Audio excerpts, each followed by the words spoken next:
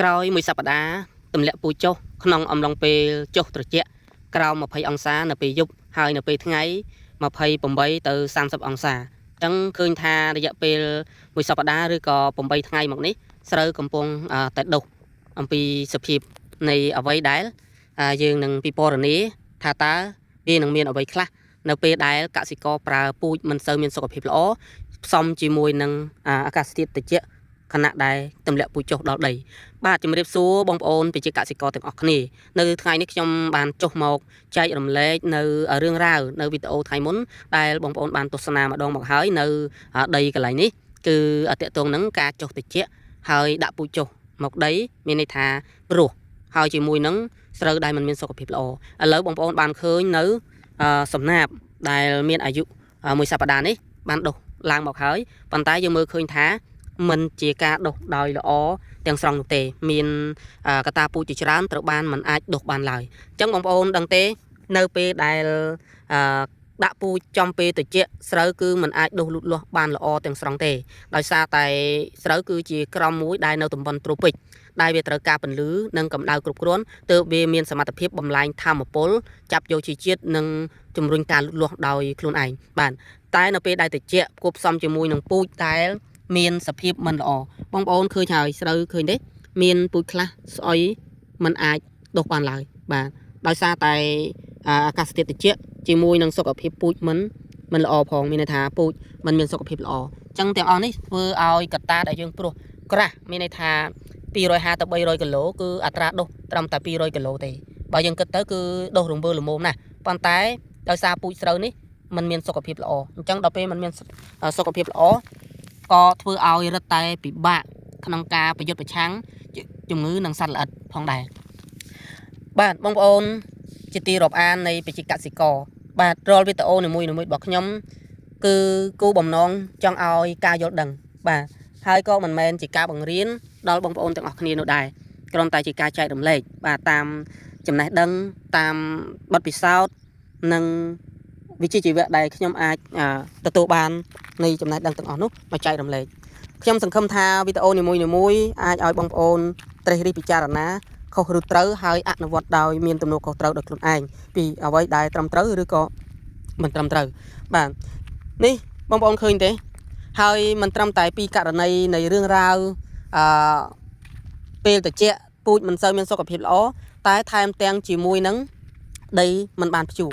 បាទដីមិនបានភ្ជួរដីនេះគ្រាន់តែជាការកហៅកសិករតាមភាសាខ្លះក្បាយសើយខ្លះក្បាយអង្គប់បំបែកដីបាទដើម្បីឲ្យវាផលដីអញ្ចឹងណាប៉ុន្តែយ៉ាងណាក៏មិនល្អដូចភ្ជួរដែរបងប្អូនបាទនៅបើកន្លែងនេះគឺมันមានដុះនោះទេគឺមួយមើលមែនតើកន្លែងនេះគឺបានដុះបានខ្លះអញ្ចឹងទៅមានខ្លះនេះគឺដុះបានសមរម្យហើយប៉ុន្តែទាំងអស់នេះគឺជាអ្វីដែលខ្ញុំបានធ្វើវីដេអូមុនបាទដែលបងប្អូនអ្នកទស្សនាធ្លាប់ដឹងគឺបានឃើញមកហើយបងប្អូនថ្មីដែលមិនទាន់បានស្គាល់នឹងតាមដានវីដេអូរបស់ខ្ញុំអាចមើលនៅវីដេអូមុនទៅដីកន្លែងនេះខ្ញុំបានធ្វើមួយវីដេអូមុនអំឡុងពេលដាក់ពូជមានន័យថាកាលពី8ថ្ងៃមុនបាទអញ្ចឹងបងប្អូនឃើញទេផលវិបាកនៃការដែលយើងដាំដុះនៃដំណាំស្រូវស្ថិតនៅក្នុងលក្ខខណ្ឌមួយដែលមិនសមស្របឬក៏អាចនិយាយបានថាគឺយើងមិនមាន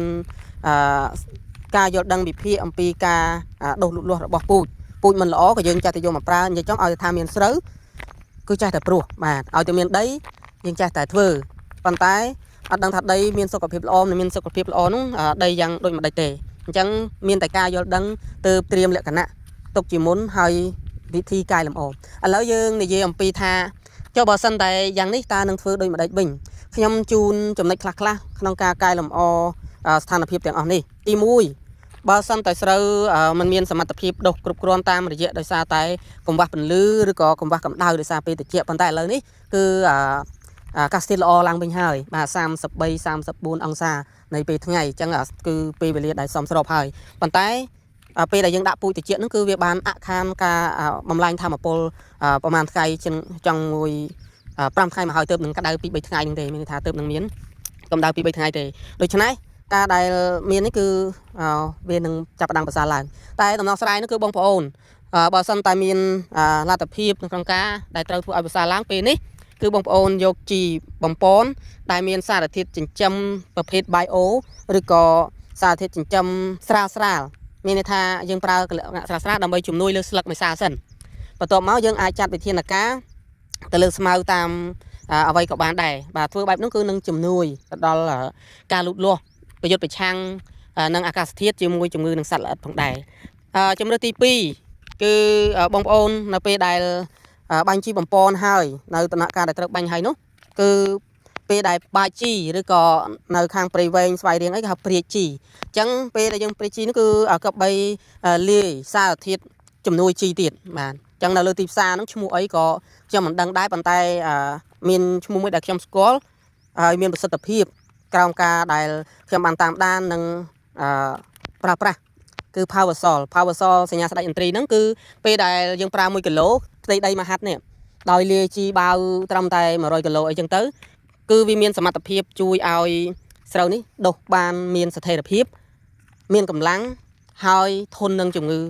មួយកម្រិតជាងដែលយើងមិនប្រើប្រាស់បាទព្រោះថាយើងអាចបន្ថែមការចំណាយលើពីជីយើងបន្តិចទៀតមិនឧទាហរណ៍ថាយើងចាយជីតែ2បាវយើងអស់តែ2បាវទេប៉ុន្តែយើងថែម1គីឡូហ្នឹងគឺយើងអស់លុយទៅលើបន្តិចទៀតប៉ុន្តែផលល្អនឹងបានប្រសើរឡើងជាងដែលយើងមិនប្រើប្រាស់ពីព្រោះបើសិនជាយើងមិនមានវិធានការទាំងពីរចំណុចខាងលើទេគឺ